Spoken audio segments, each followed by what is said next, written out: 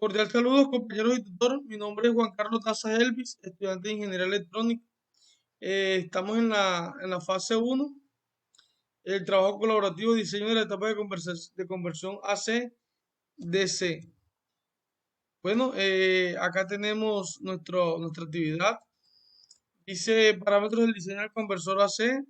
Acá tenemos los parámetros del motor. Dice que es un voltaje de fase de 110 voltios RMS, una potencia de medio caballo HP, corriente nominal de 6 amperios, eh, factor de potencia de 0.8, rango de operación de 30 Hz a 100 Hz de frecuencia, fuente de alimentación, voltaje de entrada sinusoidal, monofásico, frecuencia de salida 50 Hz, voltaje de entrada 110 voltios RMS. Lo primero que hacemos es la memoria de los cálculos matemáticos. Tenemos el voltaje pico, que no es más que voltaje pico es igual a voltaje RMS por raíz cuadrada de 2. Eso nos da 155.56 voltios. Calculamos el voltaje rizado pico a pico, utilizaremos un porcentaje de 8%. Acá hacemos la conversión.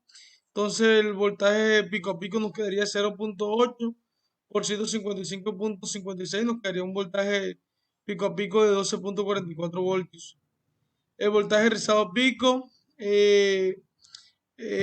aquí tenemos la fórmula, voltaje pico pico entre 2, eso nos quedaría un voltaje rizado pico de 6.22, voltaje de salida continua, voltaje de salida sin continua es voltaje pico menos voltaje rizado pico, nos quedaría un voltaje de 149.34 voltios.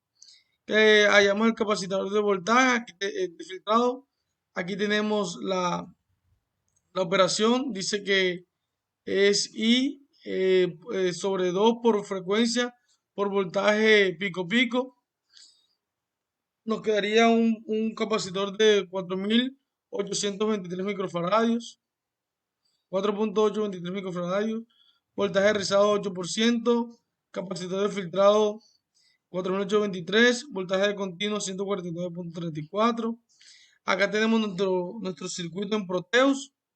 Vemos que acá tenemos nuestra fuente, nuestro puente rectificador, nuestro jumper, nuestra resistencia, nuestro capacitor. Y con base a eso, diseñamos un circuito AC-DC, el cual consta de una fuente alterna de 110 RMS, 50 Hz, un puente rectificador que soporta 200 voltios y un condensador que calculó matemática de 4.823 microfaradios y adicionamos resistencia de 17 ohms. Acá tenemos en la imagen que se encuentra en la cabecera de este enunciado, podemos observar la salida del puente rectificador de onda completa en color amarillo. Además podemos observar el comportamiento del condensador de filtrado. Este se encarga y se descarga en cada semiciclo. Podemos apreciar que los voltajes son casi los mismos a los de los cálculos matemáticos. Luego podemos apreciar el voltaje de salida continua, que es este de acá, el que está en amarillo. Luego tenemos por acá de la señal de entrada sinusoidal AC de 110 voltios RMS con una frecuencia de 50 Hz. Acá tenemos nuestra simulación. Luego tenemos señal de salida del puente de diodos, que es esta de acá. Luego tenemos la señal de salida rectificada y filtrada. Luego tenemos la explicación del circuito de la figura Dios. Dice en este circuito que tenemos en la figura, tenemos un diagrama de variador de velocidad en Simulink. Este cuenta con un bloque de entrada trifásica senoidal. Junto a este tenemos un bloque con puente de diodo trifásico. Este se encarga de rectificar la entrada C. La rectifica en un ciclo positivo continuo. Este dura la frecuencia de entrada y la deja lista para ser filtrada. Luego tenemos un RLC inductivo que se encarga de suprimir rizados no deseados. Luego tenemos un capacitor que se encarga de filtrar la señal de rango que sale del puente rectificador, convirtiéndola en una señal continua con rizado menor o dentro del rango permitido. Cabe resaltar la importancia de carga de este capacitor debido a que este será exigido a cargas. Luego tenemos un módulo IGBT trifásico con una compuerta PWM. Esta compuerta se encarga de la apertura y el cierre del módulo IGBT.